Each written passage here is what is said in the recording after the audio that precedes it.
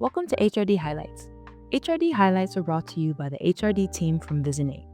Our goal with highlight videos is to provide you a quick and informative learning experience. Today, we're covering Leave Without Pay, or LWOP.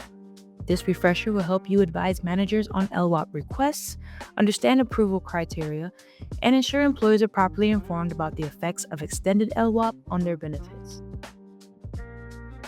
So what exactly is Leave Without Pay? LWOP is a temporary, non-pay status and absence from duty. The key word here, temporary. The employee is still employed by the agency. They're still on the rolls. They're just not receiving pay during the time and are not performing their regular duties.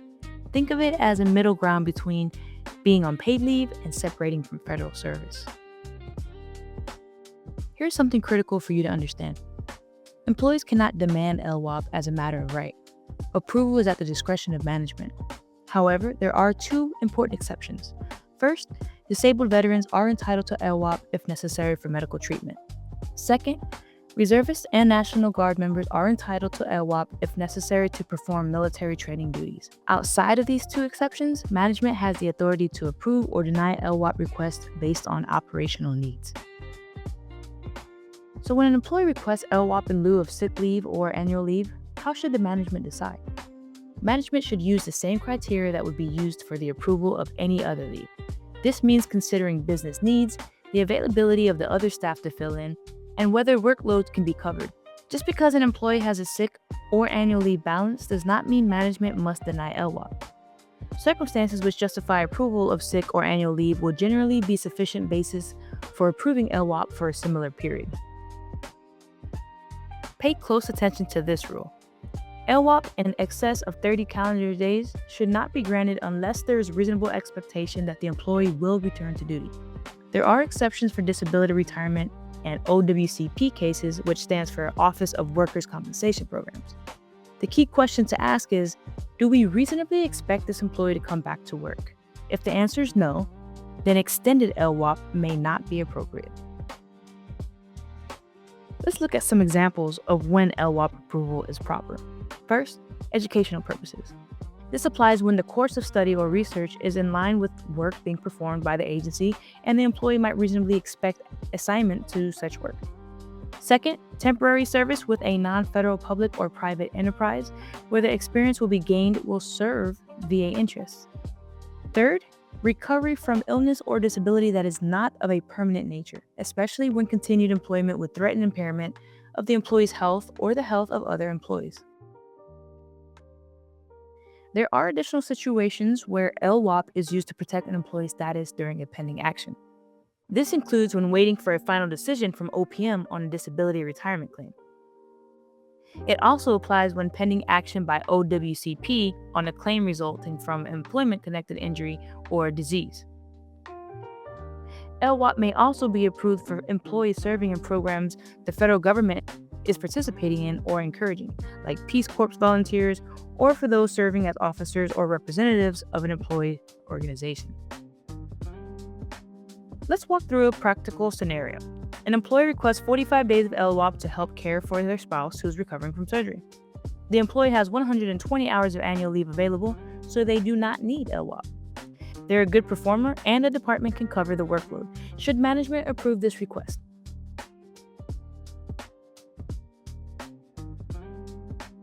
The answer is, they may. Remember, management can approve LWOP even when the employee has a leave balance. The fact that the department can cover the work and there is a legitimate personal need supports approval. However, management should also ensure that the employee understands the effects of extended LWOP on their benefits, which we will discuss next. And since this is over 30 days, specific notices must be provided. Who has the authority to approve LWOP? Administration heads, assistant secretaries, and deputy assistant secretaries, or their designees for field facility employees may approve LWOP for any period of time. Field facility heads or their designees may approve LWOP for any period of 1 year or less for occupants of non-centralized positions. They may approve LWOP for 30 days or less for employees at their facilities who occupy centralized positions. Requests exceeding these limits require approval from their appropriate central office official. However, exceptions include OWCP and disability retirement claim. Important reminder, your VISN or facility may have local policy on the approval of LWOP, so be sure to check the local guidance. When LWOP exceeds 30 calendar days, employees must be notified of several important points. First, they can usually expect to return to their former position, but it may become necessary in the interest of the service to reassign them to other positions during their absence or upon their return. Second, in the event of a reduction in force or RIF, during their absence which affects their position, they will be given the same consideration as employees in a duty status. Third, they should communicate with their supervisor at least 2 calendar weeks before expiration of their LWOP to arrange for their return to duty. These notices protect both the agency and the employee. Do not forget the administrative requirements. LWOP in excess of 30 consecutive calendar days will be documented on a personal action request. This must be forwarded to the HR Management Office for appropriate action and filed in the employee's personal folder. This documentation is essential for tracking purposes and for ensuring the employee's record is complete and accurate. This is critical information for employees to understand. Extended LWOP or the accumulation of LWOP can affect an employee's benefits. This includes health insurance, retirement service credit, TSP contributions, and more. The effects vary depending on the length of the LWOP. As HR professionals, you should direct employees and managers to the comprehensive OPM fact sheet on the effects of extended leave without pay on federal benefits and programs. We will include this link in the resources slide.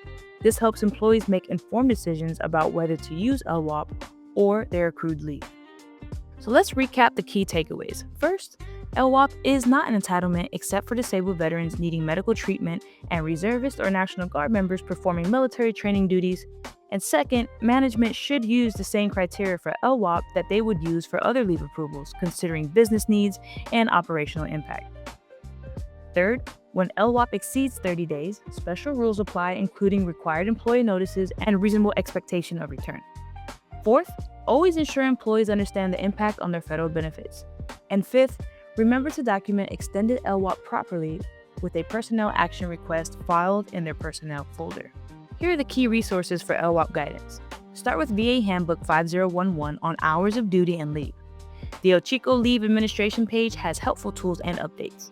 OCHICO stands for Office of the Chief Human Capital Officer. The OPM Pay and Leave page provides government-wide guidance. The OPM fact sheet on the effect of extended LWOP on benefits is essential for counseling employees. And finally, always check your local VISN or facility policies, as they may have additional requirements or approval processes. All of these resources will help you provide accurate guidance to managers and employees. Thank you for taking the time to watch this HRD highlight. If you have any additional questions about our trainings or on-demand offerings, you can email us at VISN8HRD@va.gov.